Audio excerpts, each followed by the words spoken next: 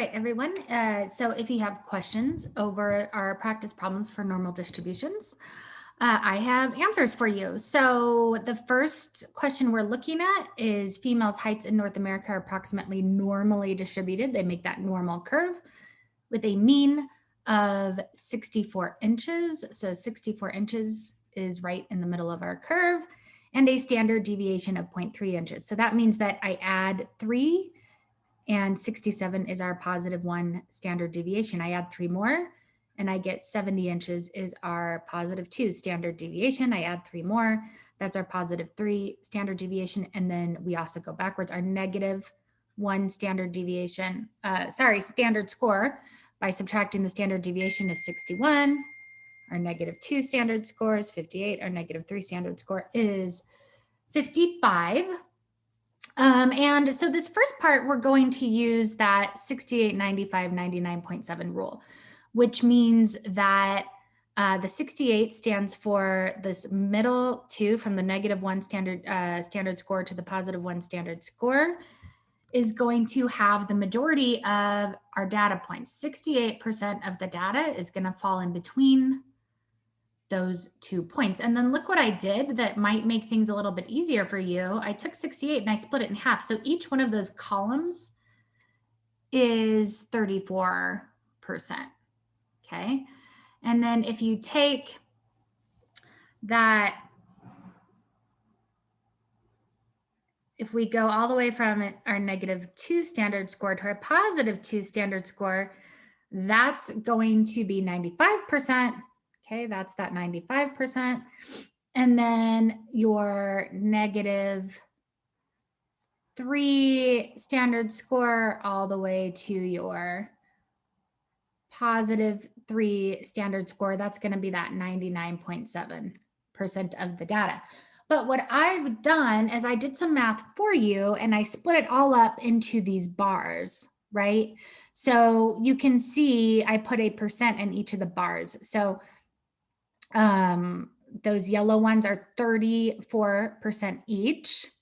These green ones are 13.5% each. I would actually take a picture of this so you have it with you always. You can look at for tests and quizzes and homework problems. And then let's do maybe blue. These blue ones are 2.35% each. So you can see, even though everything's the same width, it's that width of standard deviation. Because they're shorter, they contain less % of the data. And then these baby ones, I'll keep them white, are 0.15%. That's not 15%. That's not 1.5%. It's 0.15%. So itty bitty, not much data in there at all. Now, all of those columns added up will give you 100%, right? If you only go up halfway, that would be obviously 50%. If you add up the yellow and the green, you get 95. If you add the yellow, the green, and the blue, you get 99.7.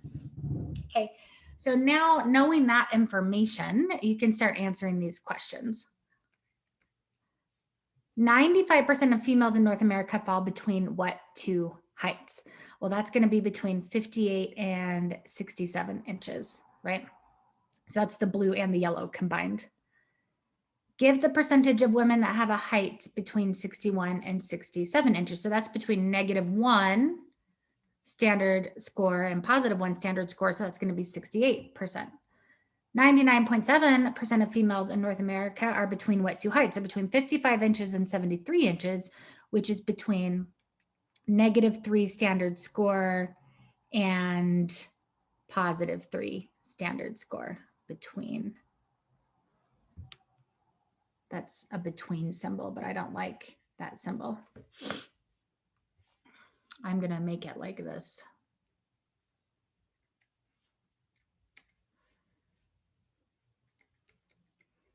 There you go. Give the percentage of women that have a height above 70 inches.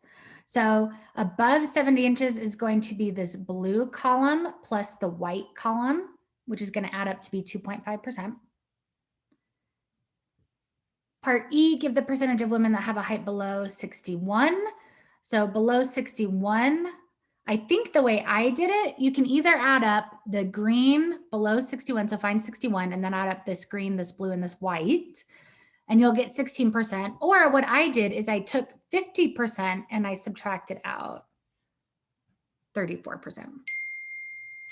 Give the percentile rank for a woman with a height of 67 inches. Well, if they are 67 inches, they are right here. And so if you add up, if I'm looking at the graph, if you add up all of the columns below that, you will get the 84th percentile. I think I did it backwards. I think I added up 50 plus 34. Either way, you'll get the same answer. That means they are taller than 84% of the people, of women in North America. So they are in the 84th percentile. G, give the percentile rank for a woman with a height of 58 inches. So you find 58 inches on your normal curve, and you add up everything below it, and you get that they are on the 2.5th. How would you say that percentile? Because they are taller than 2.5% of the population. Of course, that means they are shorter than 97.5% of the population, if I did my mental math correctly. Question 2, before the 2016 election, a poll was conducted to estimate the percent of people voting for Amendment 71. The poll estimated that 54% would vote yes, with the margin of error of 2%. Based on the poll, the percent voting yes is between what two values? Well, you take what it said, 54%, we subtract 2%, we get 52. We add 2%, we get 56. So we say between 52 and 56%. Based on this poll, can we conclude that the majority of people will vote yes? And you can, because the lowest possible value there, after taking into account the margin of error, is 52%, which is above 50%. All right, a new normal curve, a new normal. The mean weight, this time we're dealing with the mean weight of infants. The mean is 7, so I put that number in the middle. And the standard deviation is 0.8, so I added 0.8 each time on the right to get those markers, and I subtracted 0.8 on the left to get those marker numbers. So this says 68% of all newborn infants are between what two weights? So we know that 68% fall in between 6.2 and 7.9. That's part of that 68, 95, 99.7 rule. Give the percentage of infants that have a weight between 4.6 and 9.4, where 4.6 is -3 standard score. 9.4 is the +3 standard score, which means that 99.7% fall in between those two numbers.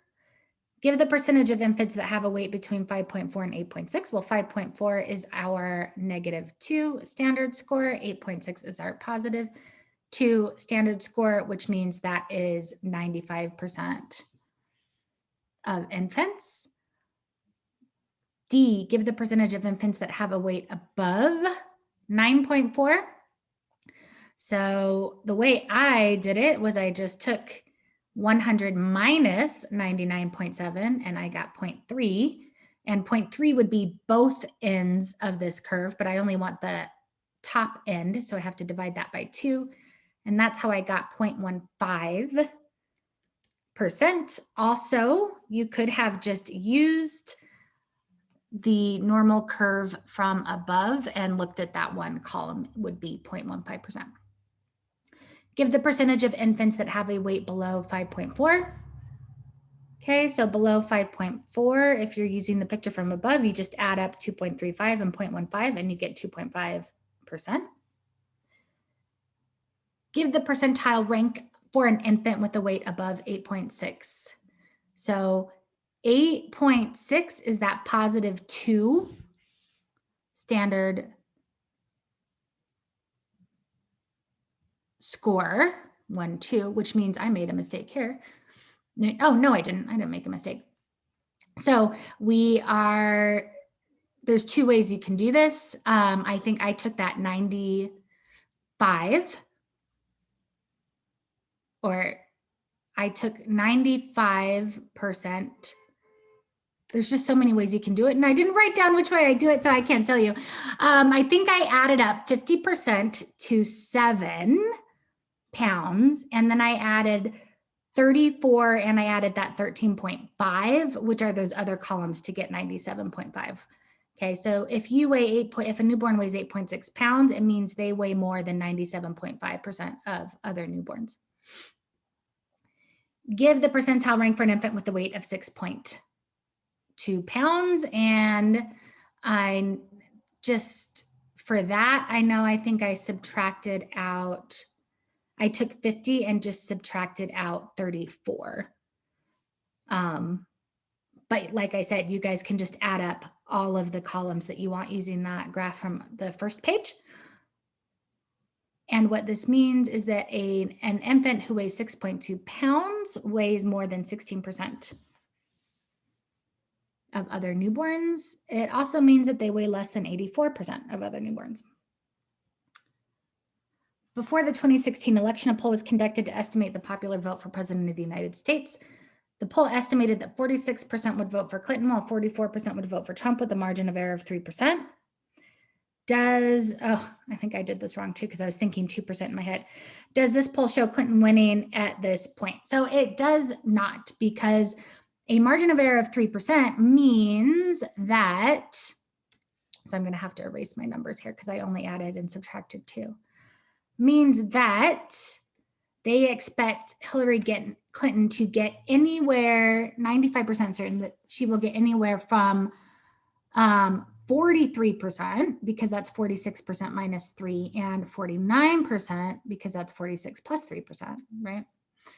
And then they also expect Donald Trump to get between 41%, and because that's 44% minus 3%, and 47%, because that's 44% plus 3%. So as you can see, there's some overlap here. So they could not guarantee that Clinton would win. All right, please let me know if you have any questions.